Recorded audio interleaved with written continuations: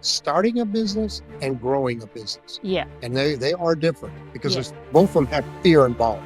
Hiring your first employee is fear-based.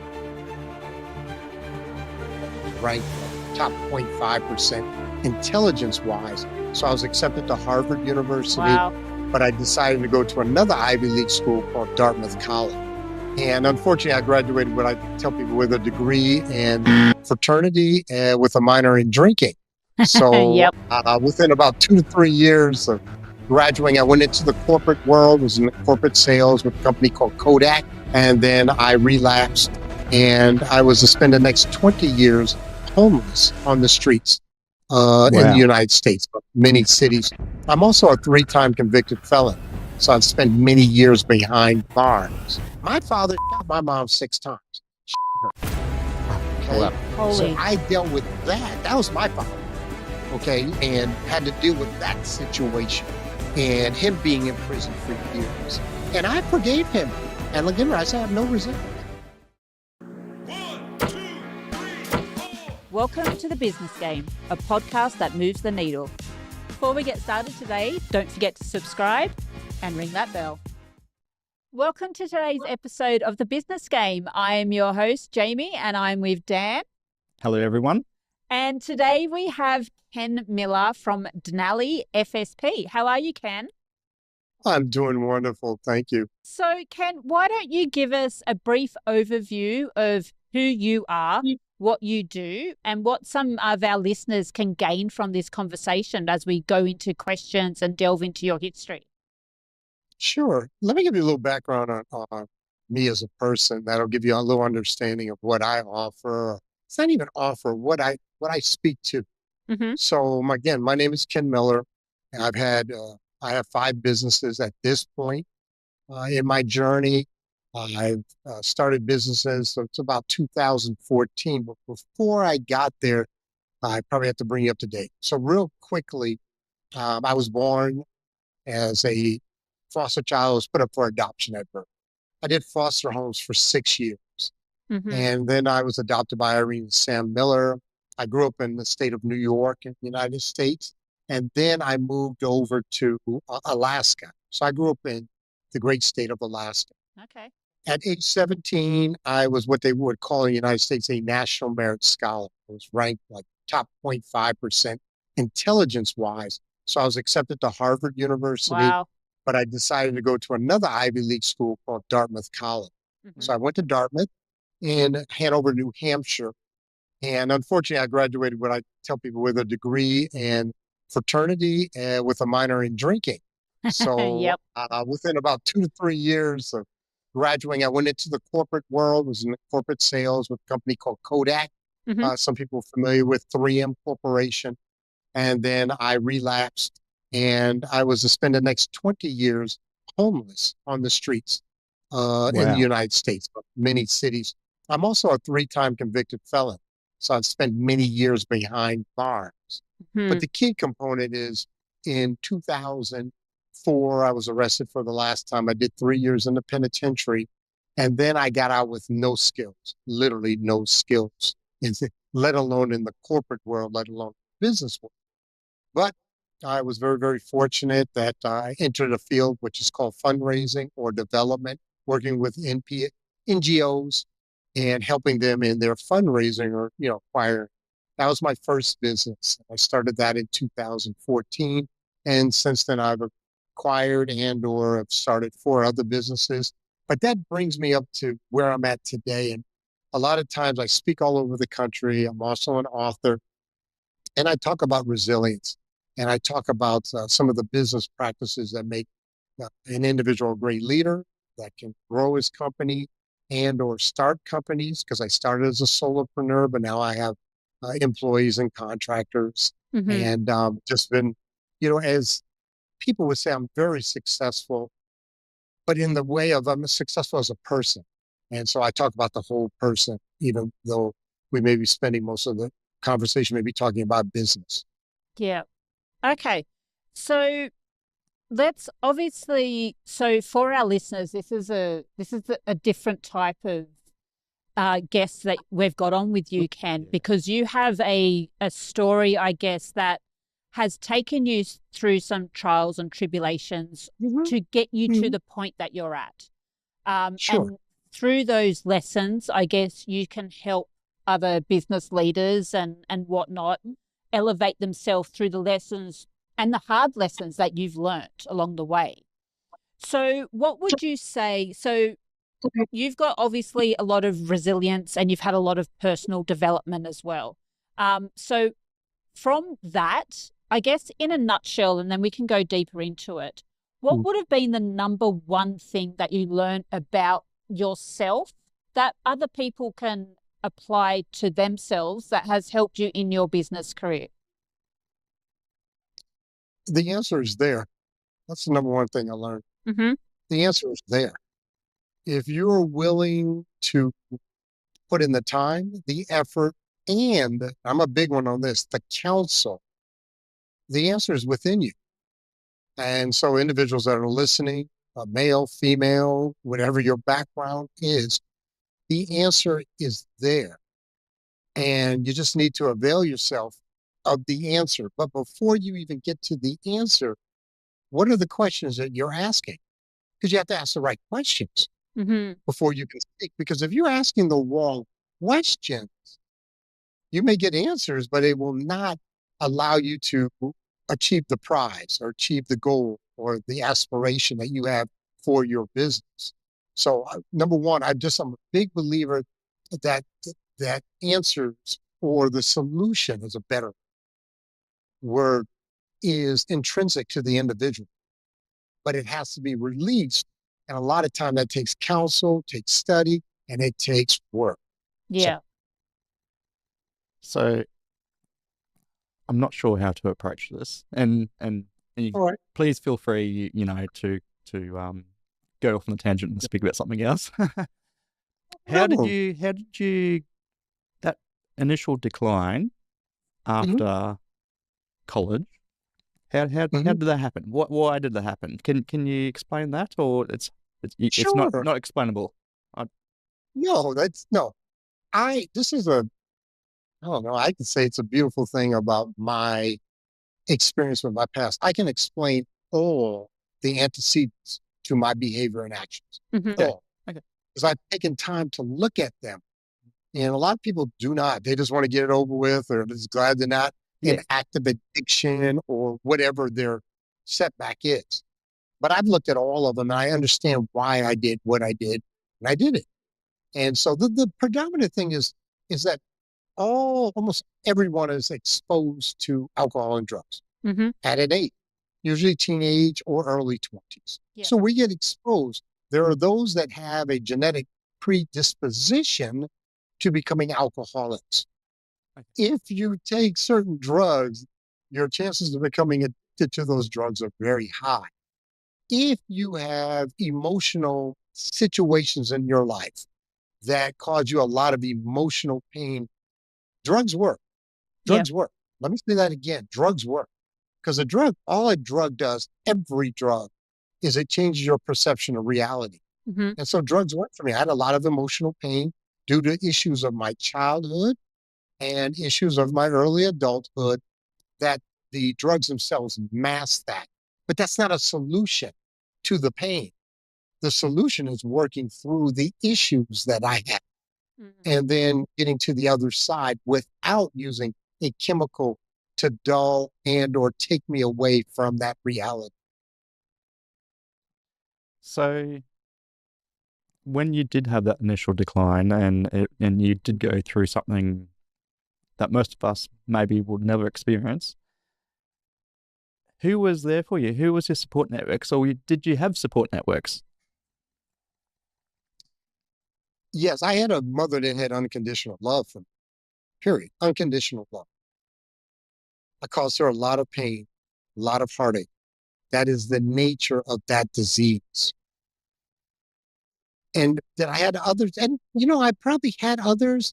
But what happens is once you truly get into your addiction or alcoholism, you push away people Mm. Mm-hmm. Okay. because to touch me was to probably have emotional pain, to watch me fall apart, watch me lose. Remember, I was at the top. I was at the top of quote unquote my game to be 22, 23 years old, making $50,000 a year, which was a lot of money in 1985. Yeah. I look good. I smell good. I talk good. Yeah. And I'm an Ivy League graduate. I'm 6'2". I've modeled. I mean, I just had a lot going for me. Yeah. And then to throw all that away due to the addiction it hurts others that love you. So we know that. I had other individuals who were friends, colleagues, associates that had concern for me and reached out. But again, I want to push them away Mm-hmm. because I know to touch me or to deal with me is going to cause you difficulty at some point because I'm going to lie, cheat, steal, prevaricate, whatever it may be. Yeah. But that's the nature of that disease. So, I'm sorry to. No, Yeah. it's fine. Oh, What was the point where you said, right out, something sort of changed? When did you make the decision to turn your life around? I know that 100%. So I just finished writing a book called Becoming Kin, and I talk about that. It's a lot of times we call it the pivot moment. I had really two of them early. The first one was September 22nd, 2004, when I was arrested for selling a $10 rock of crack cocaine, and I was going to prison. And I was smiling and crying at the same time when I was arrested. And I remember the policeman looked at me and said, "Why are you crying?" Because I'm bawling. Yeah. And he thought something was wrong. And I said, "Because I'm going to live. Because I can do prison. I can do prison. But I can't do me on the streets with access to drugs." Okay. Yeah. So Okay. that was number one. And then about a month in, I had a spiritual conversation with God. I was laying on the bunk on Unit 13 at Bar Boulevard, which is a jail before I go to prison. And I had a conversation with God. And the conversation was this, and I paraphrase it very simply was, I'll be there. I'll be there. I'll walk with you. I'm not going to say it's going to be easy. I'm not going to say it's going to be without pain or discomfort, but we can get to the other side. Remember I talked about that intrinsic? Yeah. Who do you listen? Who do you take counsel for? I had that. And ever since I'm coming up on 21 years now, I've been clean and sober in 21 years, but there was a lot of growth that had to happen over especially the first 5 to 6 years, emotional in ways that I dealt with life outside of the drugs and alcohol. How did you find um when you'd come to this mentality that you were right, I'm getting clean, I'm progressing forward with life, with a better life for me. When you got back out of jail and prison, did you find that temptation was there for you, and what did you use to overcome that? Or had you just absolutely, within that conversation with God, that was your mind made up and that temptation didn't matter if it was in front of you? Yeah, since that day, about a month in, it would have been October of 2004, I have not, I have not chosen nor really wanted to use. The temptations are there. You was going to a restaurant. Yeah. Okay. I don't put myself, I used to tell people, I'll go into a bar. Remember, I didn't get out for 3 years, so I didn't have access to a lot of chemicals, which was great. Yeah. Okay.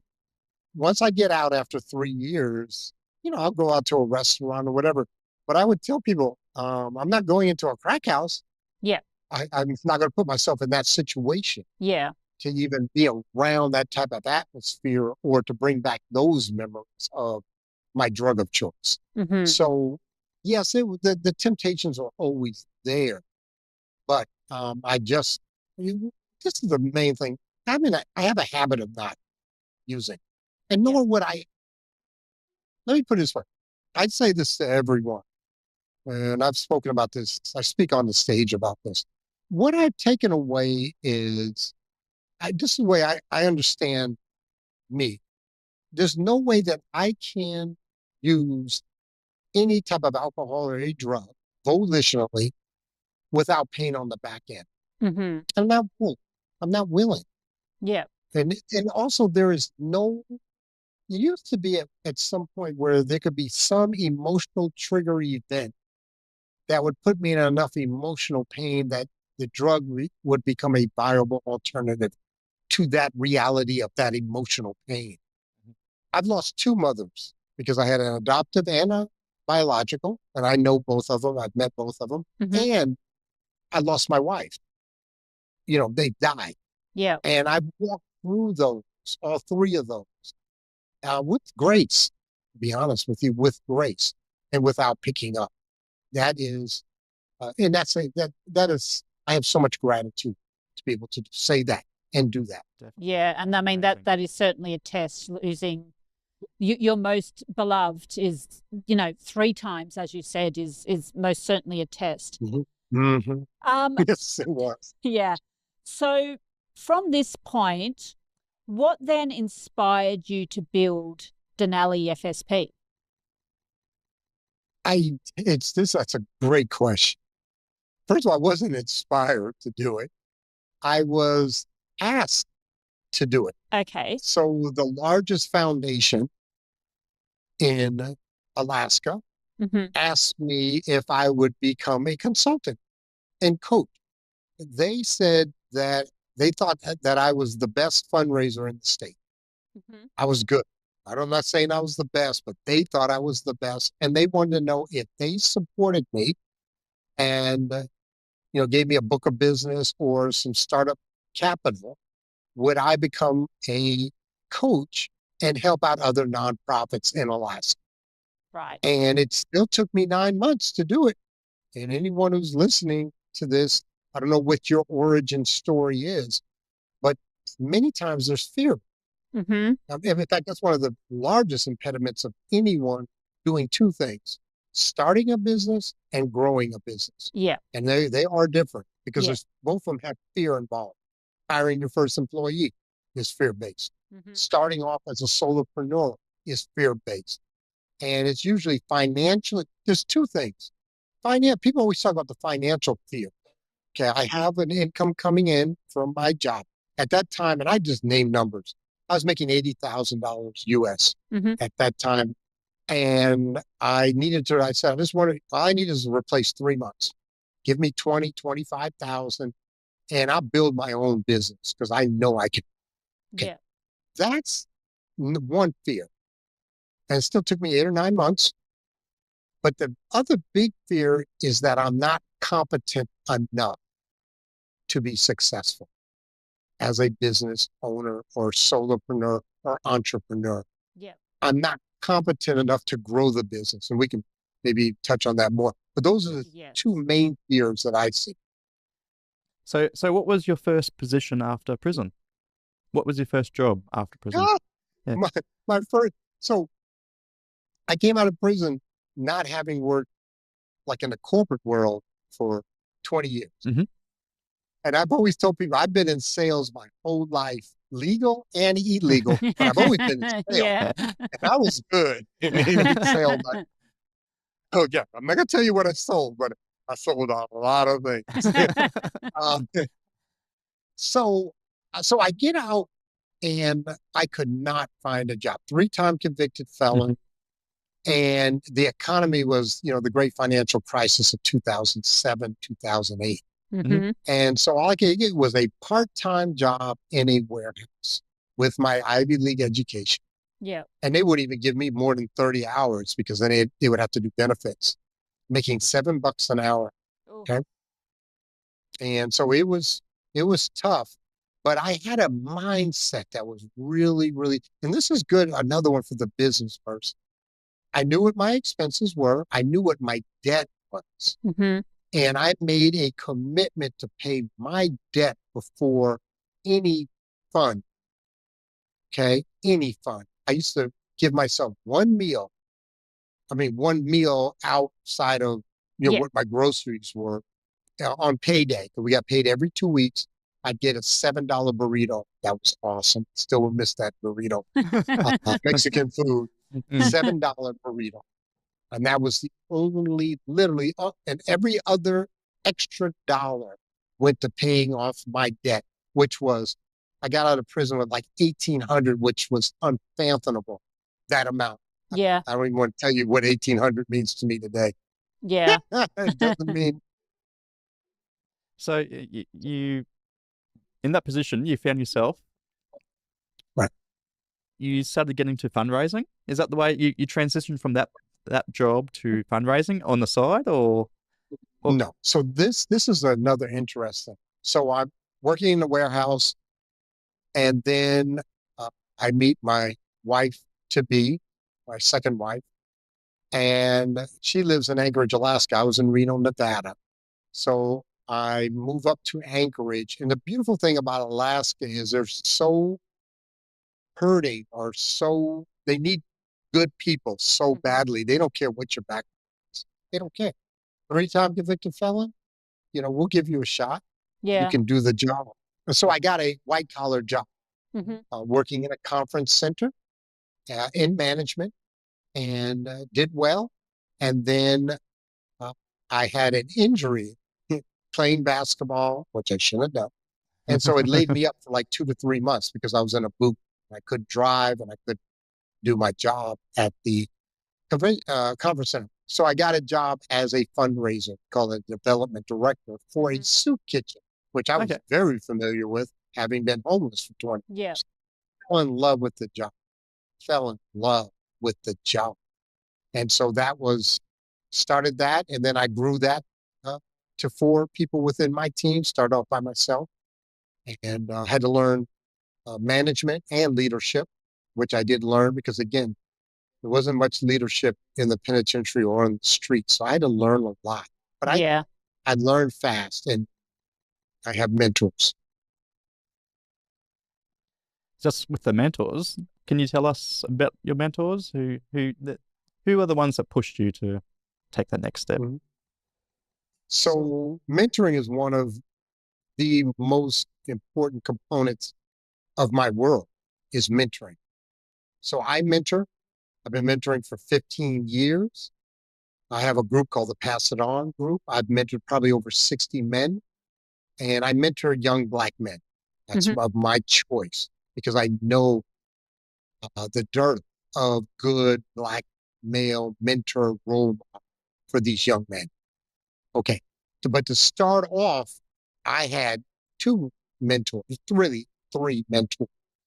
And those are very successful businessmen within Anchorage, Alaska.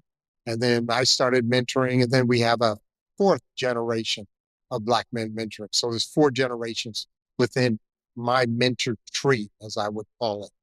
And I am very, very explicit about mentoring. In fact, I'm going to be writing a book on it later on this year, but I teach it from the state. I teach Mm-hmm. on mentoring, coaching, and workplace sponsorship. So I've been blessed to have a great mentor. Fortunately, really 2 of them have passed away because, again, they're a generation ahead of me. Yeah.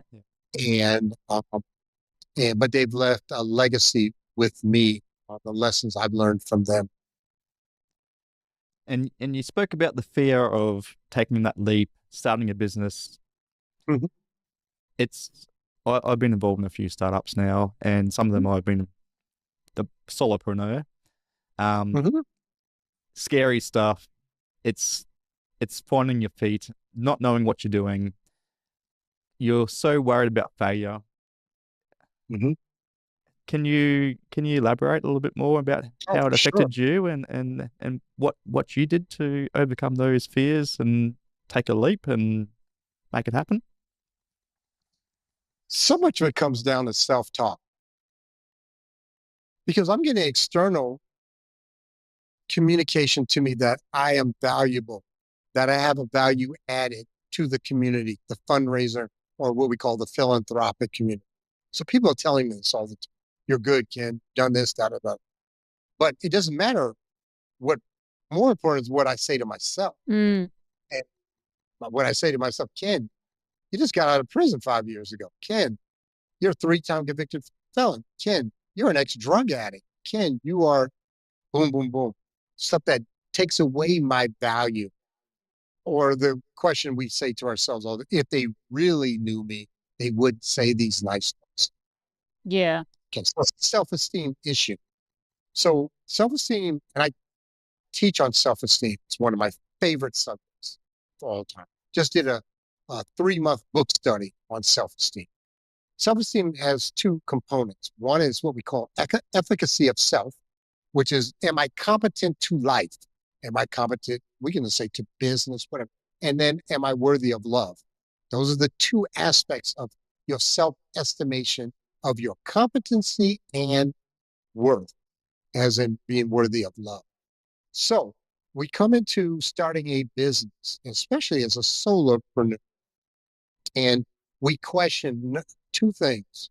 We question, do I have the competency to effectively run a business or market the business or work with the clients, whatever? Okay, that's a technical aspect of it. But then the other aspect of it is will I succeed? And if I fail, will this be a justification of that low self-value? Okay, well, because again, what am I going to have congruence with? What is the alignment? Is the alignment of the positive, or is it the alignment of that negative self-talk that's within me? You know, we talk about it in the United States, and I'm so sort of tired of hearing about this thing called the imposter syndrome. Mm-hmm. Okay, where we believe, and I'm not a big one on cliches or memes. I'm a big one on thinking deeply about a subject and then be able to articulate it. Don't use a cliche, because that's just an excuse for lazy thinking. That's just me talking. It's That's almost where like a lot of people that have that sort of mentality, it's a self-fulfilling prophecy. Like I'm not good enough for this, and then therefore that they make it so they're not good enough for this, and that they will almost fail at it, opposed to the people that do feel like they've got that imposter syndrome. So I guess there's two sides to that as well. there can be, and it's so interesting because we're talking about business, but really the best representation is your relationships with others. Yeah. Whoever you choose as a partner is a reflection of your self-esteem. It is probably the greatest reflection. And there are individuals that go into relationships, and we don't have to go too much into relationship, Mm-hmm. but they will self-sabotage the relationship with someone that is really good and would be a good valuing partner to you. Yeah. But you don't feel you're worthy of that partner. So I'm not also worthy of that success within the business. So I'm not going to do the marketing. I'm not going to put the effort out. And then I can go back and tell myself, told you so. Exactly. Told you couldn't do this. Yeah. Yeah. There's a real psychology behind it all, isn't there? Yes. Yeah. It's interesting because, and I don't know, like Dan, I don't know about you, but like, there's certainly been times in my career where I'm like, how did I get here? I don't deserve to be here. Like, definitely. I still think that. Yeah. Yeah. And it is easy to feel down on yourself, but I think it's super important, and something that you've obviously managed to do and train yourself to do a lot, Ken, is reflect back on the things that you have done well, the achievements you have made, no matter how small they may be, and to continue growing on that. And that is what I guess is propelling a lot of people forward. And whilst they feel like it's this imposter syndrome and whatnot, it isn't. It's the hard work and the reflection that you've put in that has got you to where you are. I mean, there's definitely a situation where luck is on your side and stuff like that. Like it'd be, you're in denial if you don't think that also can play a part. But yeah, I think just that clearly you have managed to get to a point where you reflect on what you do and then use that reflection to propel you forward into the next part of your life or your business or your mentoring to other younger Black men or women, in how they can then propel themselves forward. Does that make sense, what I'm trying to say? Ken, it sounds like you're a type of man, a type of inspiration that gives a business person more confidence, or not more confidence, but builds confidence in people Yeah. and gives them reassurance that they can do it and they can succeed. It's Yeah. I mean, as a coach or as a mentor. Yeah. So just real quick one on the difference between a coach and a mentor. Mhm. Mentoring is free, 100%. It's free. Yep. So I tell people who say, yeah, I mentor and, I charge them. No, you're not mentoring, you're coaching. Okay. Coaching is usually very specific to a desired um, aspiration or a desired state of being or state of the business.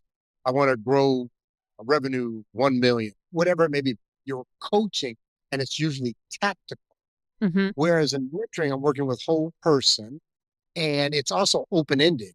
Almost all coaching is a finite period. You'll contract with me for a year, 3 months, whatever it may be, or we'll just do one meeting, which is rare. But it's really difficult to coach. The other thing is that in mentoring, I do most of the talking. Yeah. I do because I have the knowledge. I have the experience. I do. And when I tell the young men that I work with, and when I say young, it goes anywhere from 20 to 55. Yeah. Okay. I'm 62. So I don't want people thinking they're all like Younger than teenagers. yourself. Yeah. But in the coaching, a lot of the times the individual is explaining what is their situation. Because everything I do, and I want to make sure people hear this, everything I do is grounded in truth. It's grounded in truth. That is my fundamental core, is what is truth. Now you have an opportunity to lay it all out. Let's talk about it so we can identify the problem that we're trying to solve for. And then what I do is I break it down and I tell everybody I work with, what is a problem? What is a problem? Let me ask you, what is a problem? Either one of you, give me a definition of what is a problem.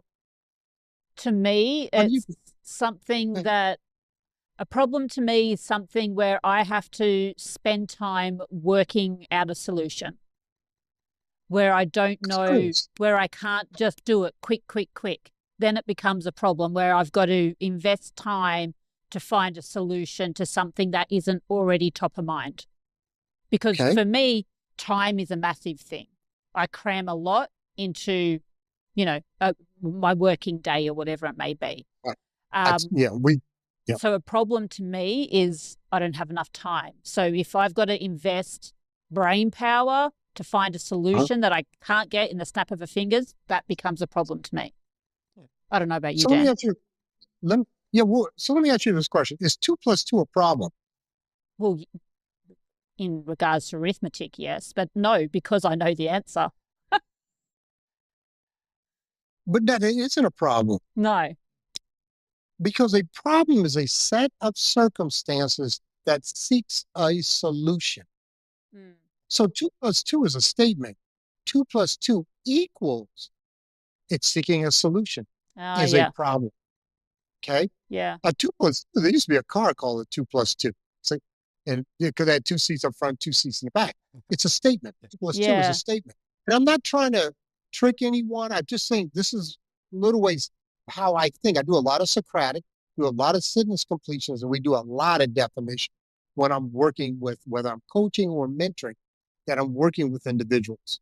But again, going back to the mentoring, I do that for free because in the end, so when I mentor, I say the first time I meet with a gentleman, and I only work with men, and the first time I meet with a gentleman, I say to them, hey, I'm glad this is going to be an explicit mentoring. I am the mentor. You are the mentee. And this is not in a negative sense. They understand. They're asking me. They always ask me. And then I say this. I have one purpose. One purpose. And my purpose is to engender your dreams.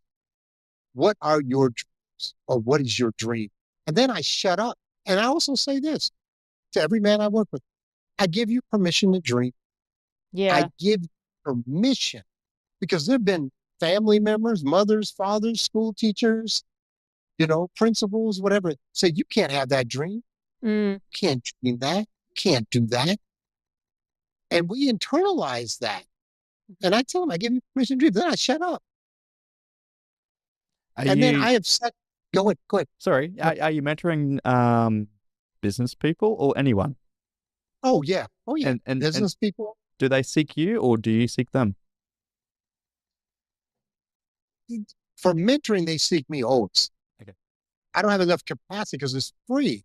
All right. Yeah. So I'm going to give you numbers because I'm not afraid of my truth. Not afraid. So my take home pay is 700,000 US dollar a year. That's what I make approximately. That's my business is do over $1 million, but I take home about 700,000. Okay. If I do hourly, it's $300 an hour.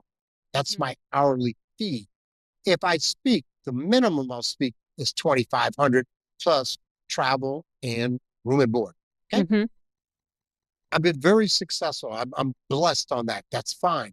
But I give my hours to my mentees for free. Yeah. Okay.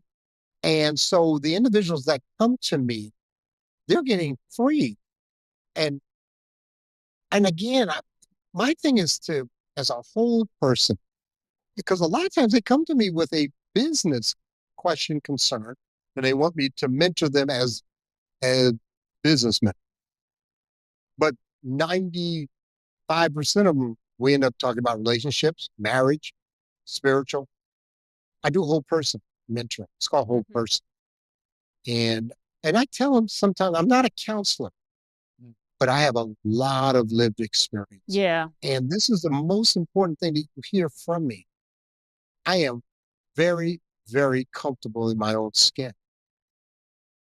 Very comfortable. I have no resentments toward any living or dead human being. None. None. I have very little, if not any, fear. As I speak to you right this moment, I have no fear. There's no fear in my life. Hey, business game players, are you ready to level up your business? We are thrilled to announce our partnership with HubSpot, the ultimate all-in-one CRM platform.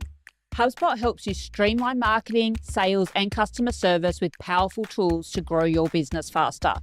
From lead generation to automation, it's got you covered. Visit HubSpot through our link below in the captions or visit our website, thebusinessgamepodcast.com, to start for free and supercharge your success. Now, back to the game. So, Ken, what's your dream? What's my dream? Yeah. I'm living it. You're living your dream? Yeah. My dream is to sit across another man, they happen to be Black, and to have him cry because his dream came true. It took him, with my assistance, 6 years, but it happened. The dream was engendered. And to watch another man reach his dream, my dreams. I was telling my wife today, we were coming, I said, sweet, there's nothing I want to buy. There's nothing I want to buy. And I'm not a toy person, but there's nothing I want to buy. There's no clothes I want to buy. Yeah. Okay. And I'm so comfortable in my own skin. I'm in a polo shirt. I got Hickey Freeman suits. I got Allen Edmond wingtip shoes. I got silk ties and braces, which are really suspenders, we call them. All that stuff. Yeah. But they're really braces. Suspenders hold up socks. Braces hold up pants. A lot of people don't know that. But I know clothes, okay? I used to work at Nordstrom. But anyway, I've had all my...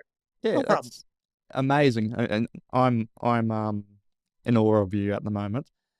Can you share a success story with a mentor-mentee relationship? Sure. I'd love to. I'd love to just put when people ever ask that question, put a caveat on it. A business person as well. Right. So I had a gentleman, when I first met him, I love stories. So I met this gentleman. I was at the gym and I saw this young man, looked like Hispanic. And he was in the sauna. And I'm like, what? You were in the sauna? You know, because you're like a teenager and this is like a men's gym. And I said, he said, I have a competition. And I thought he was a wrestler, and he had to lose weight. And so I saw him that day. Then the next day I see him again. And I said, well, how's your competition coming up? How's your weight? And he said, oh, it's going good. He said, yeah, I'll be boxing tomorrow or this weekend. And I said, oh, you're a boxer. He said, yeah, I'm a part of Alaska Boxing Academy, and my coach is here. And I said, well, can I meet your coach? And so I meet the coach, and I'll never forget. I go to him. I say very simply, I said, what are you doing? He said, well, I have this nonprofit, and we're getting ready to take some of the fighters. I work with at-risk youth, teaching them the art and science of boxing. I was on the U.S. Olympic boxing team. I was the alternate heavyweight at the Beijing Olympics. Oh, wow. And I'm like, oh, wow. And I said to him, didn't ask me, I said, can I give you some money to take you guys to the Golden Globes? Because you have to get on the plane. And he said, if you'd like to. I said, sure. So I gave him a few dollars. Nice. I gave him some money. And I said, when you get back, let's talk. And so we sat down and I said, this is what I do. And I don't know if and he's a boxer. So his background is somewhat, you can almost say rough. Mm-hmm. And so I said, what's your dream? And he was one that had difficulty dreaming. And he said, well, I really want to, be a level 2 coach, and I want to get my own building, and I want to, have like 3 or 4 of my boxers on the U.S. Olympic development team. I said, okay, let's do it. Because that's all that is a function of really time and money. And I can help you because I know how to generate funding for a nonprofit. Plus, I'll support you emotionally because he had some tough days trying to get. Well, anyway, he's got his own building now. So when he came back, he had just got back, I believe, from Golden Globe, and he said, hey, I got thingy. At that time, I had 3 guys on the U.S. Olympic development team as boxers, and I got my own building, which he does, very successful. And he was crying. This is a grown boxer because his dream had come to fruition. And people ask, why do you do it? And I got more stories like that, but I'm not just going to give that one. I said, that's why I do it. Yeah. That's why I do it. Because someone believed in me, and here I am. So many times we don't have fathers. Mm-hmm. And I'll just tell you, my father shot my mom 6 times. Shot her. Oh, Okay. wow. So Holy. I dealt with that. That was my father. Okay. And had to deal with that situation and him being in prison for years. And I forgave him. And again, I said, I have no resentments. We sat down and I've forgiven him. Sorry, for and your that mother situation. survived?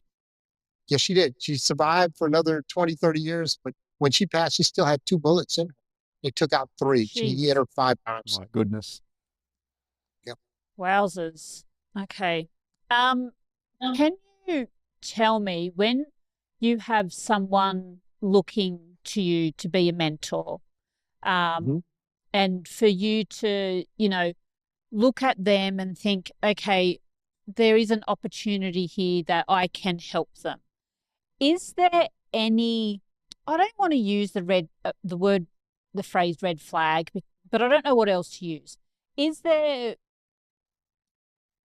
when someone comes up to you, is there any sort of glaring red flag that comes to you where you're like, they're not ready for this yet? Or you jump in like boots and all and try and help? I don't have literally the right to say no. Mm-hmm. Okay. But I did. And I'll explain why. Mm-hmm. So I'm in the anonymous programs. Okay. Mm-hmm. You know which ones I'm talking Yep. about. And in there, when, someone reaches out for me to sponsor them, and I've sponsored 30, 40 minutes, the 12 steps, I can't say no. I can't. I mean, that's internal to me. That is an ethical, and it's also a part of my integrity. Mm-hmm. Okay. That there will be an alignment of what I say and what I do. Okay. Mm-hmm. So when it came to mentoring, it was the same. But, and I will put the caveat to that. Last July, in fact, it was this week, last July, I had 52 volunteer commitments. 52. How do you keep 23 up with that? board. I am super organized. Yeah. My favorite word, is order. I'm Yeah. very ordered. Okay. So I had 23 organizations that I was either on a board, on a committee, subcommittee, and a lot of times I'm chairing either the Mm. board or I'm leading the committee, subcommittee, task force, or ad hoc group. 23 organizations and 29 individuals. And I track all my hours. One year, I did 1,100 hours volunteering. Okay. Now I own my own business, so I have some capacity time. But the bottom line is I was getting ready to start a new business. I was getting ready to write my book, finish my book, and I was ramping up my speaking career. And I just did not have the capacity Mm. hour-wise. So I I submitted my resignation to 23 organizations. And I went to all of my mentees and sponsees and say, I will cut it. I'm cutting from 29 to 8. Yeah. And today I have 10 and I have one volunteer commitment that I've always wanted to do, which is I have a national Black men's book study. And we only Okay. study nonfiction books. Now, back to Denali FSP. Mhm. Obviously, you use your past experiences in that organization and for fundraising and grant consulting. How do you find clients? Or the same thing, do they find you? Well, I've been doing this long enough now. We're at capacity.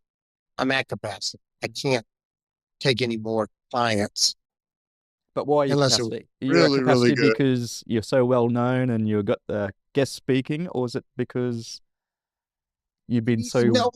yeah. So let's talk about the marketing. And I Yeah, okay. hate to say it, but I teach a class on marketing.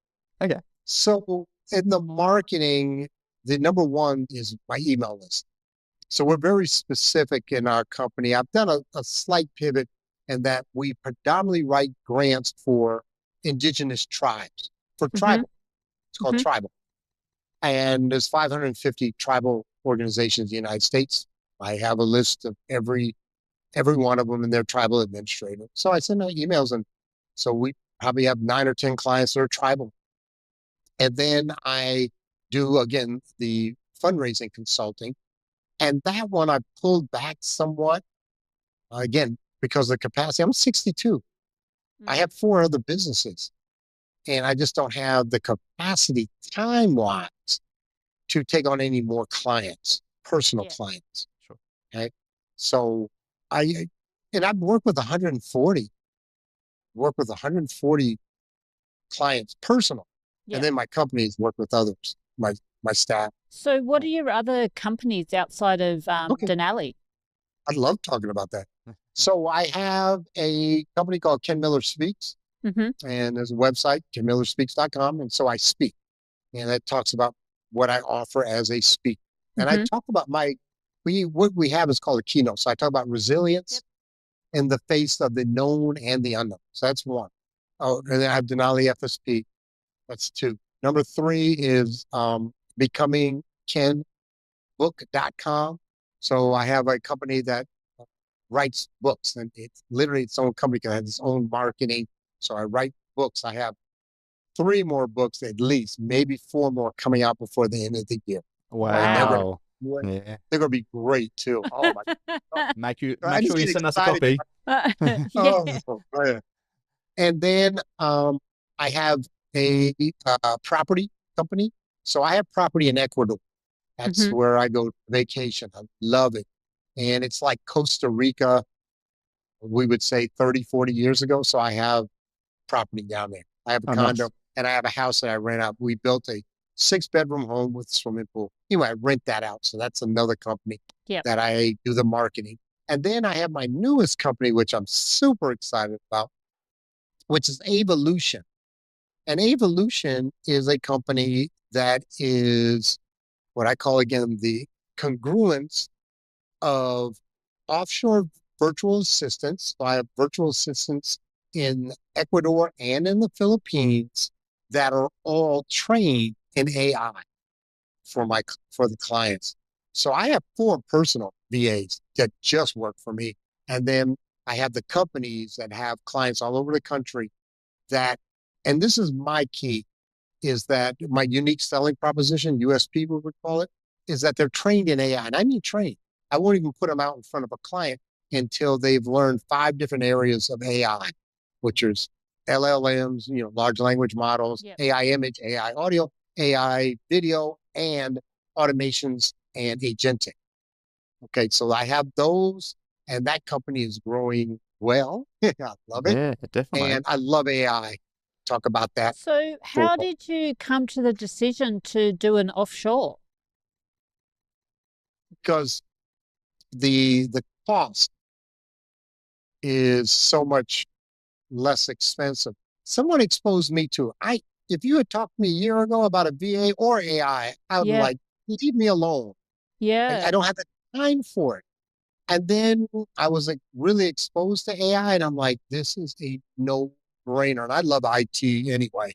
Yep. And I understand AI, and I trained myself like in 2 months. Mm-hmm. I trained myself well. Okay.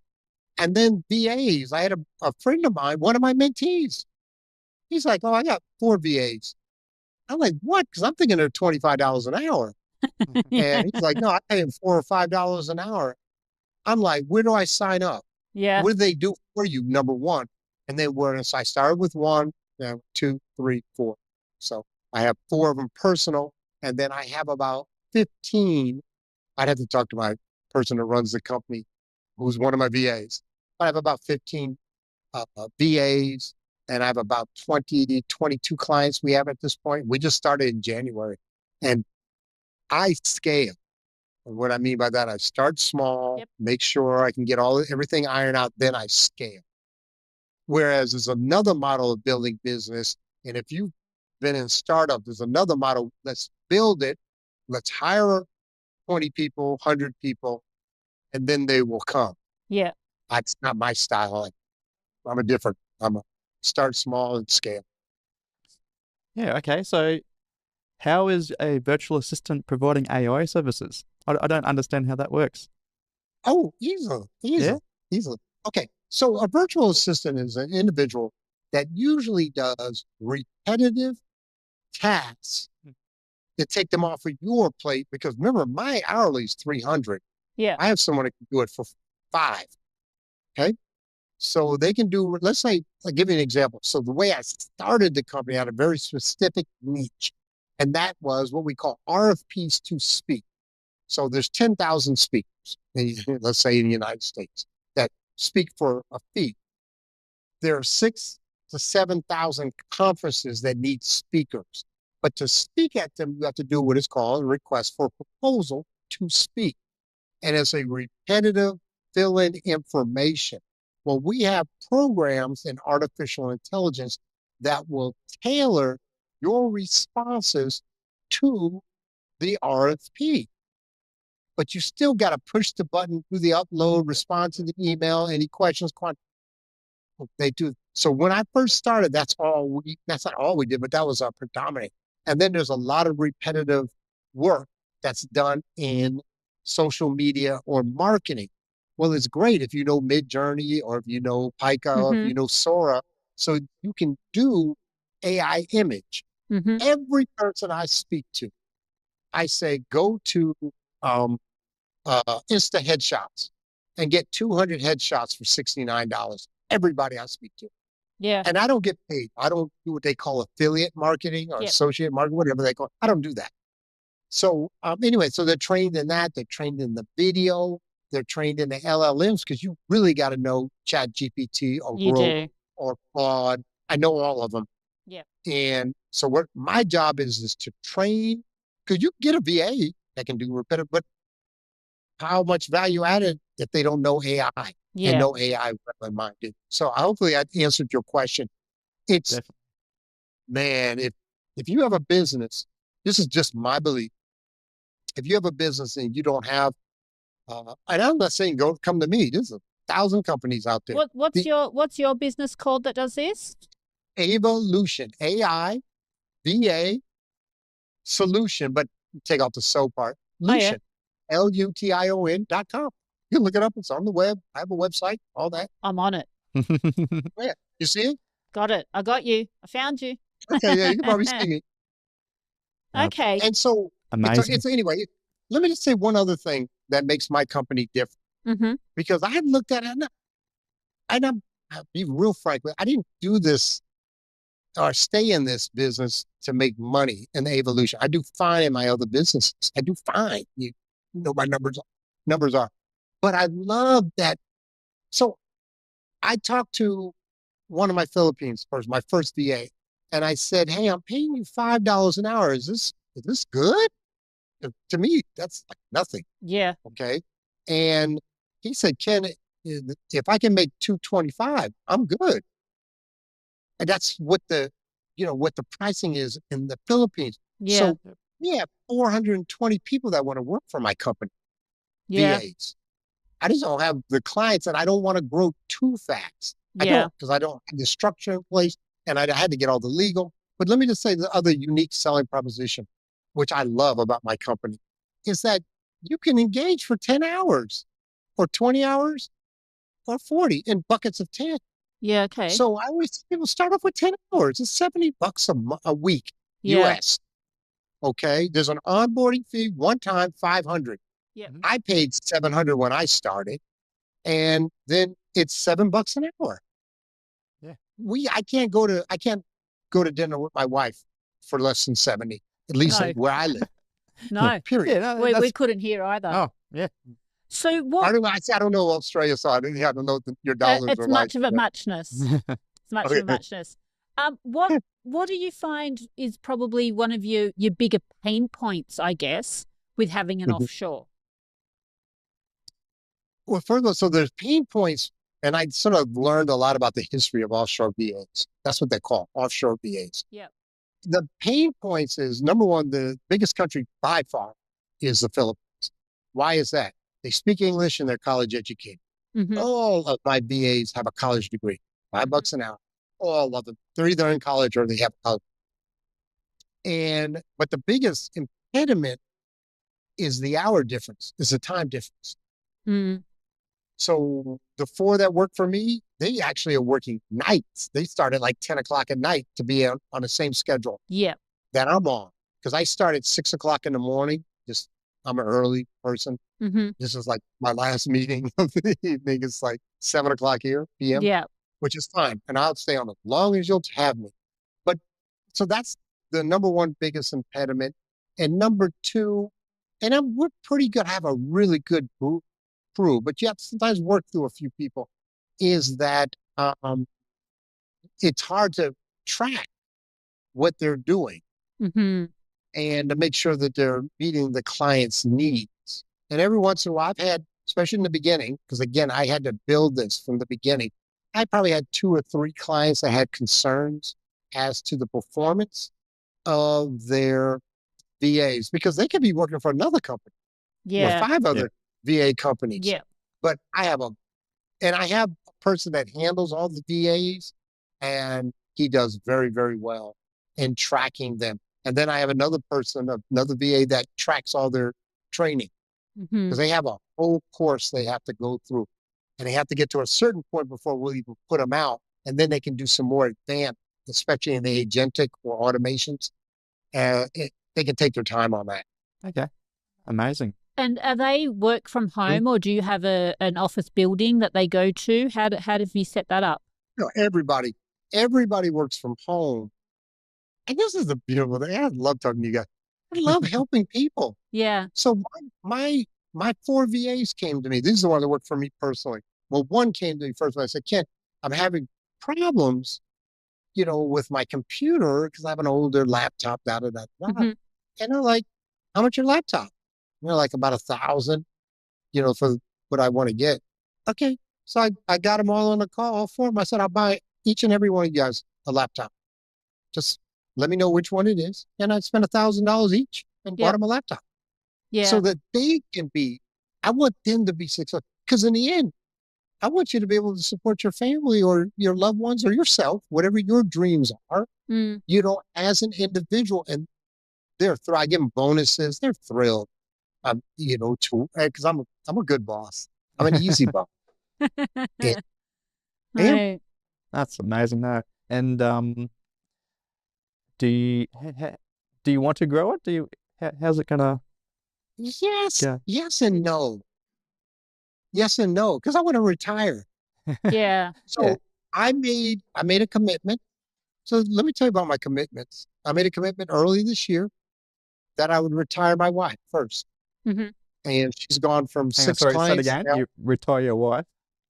We got to retire her first Okay, okay. because the children and the grandchildren are really her children and the grandchildren. She wants to spend more time with family Yeah. and church. And I'm like, cool. So my job is to create enough income and also take care of all their expenses because I'll just say it. I'm debt free. Debt free. I Hmm. have no debt, no home debt, no house debt. We're debt free. Sure. So I know that going into each month, and then I have an income usually around 40 to 60,000 a month take home. And I know that we can handle, but what I'm trying to do is get enough in our savings and retirement that you can, you're done. You're done. And we can just live off of, we have some, obviously with the property, we have some residual. And then at some point, what I'd like to do is, so what I've already made decisions. Denali, we're going to give to the employees. We're just going to give them the company. You already, got the clients, Yeah. and I had to make sure they can sort of do the billing and all that, but Yeah. we'll give them the company. And then the other companies, what I'm hoping to do, even with Evolution, I'm going to build it to a certain extent. And I don't know what I'm going to tap out at, maybe 100 clients, 70, 80 VAs, because again, some of the clients are just 10 hours. So I have VAs, what I try to do is make sure they have 40 hours total. They Hmm. may have a 10 and a 30 or a 10 and two and a 20. And I'm like, if you can do the work and you want to do 2 20s and a 10, it really is like overtime for you, no problem. But anyway, what I want to do is probably, I have a lead person in the Philippines, and I'd love to set him up and give him the company. It's And I amazing. won't charge him. I'll just give Yeah, it to him. you're a good man. Yeah. Yeah. I am. My word. I am.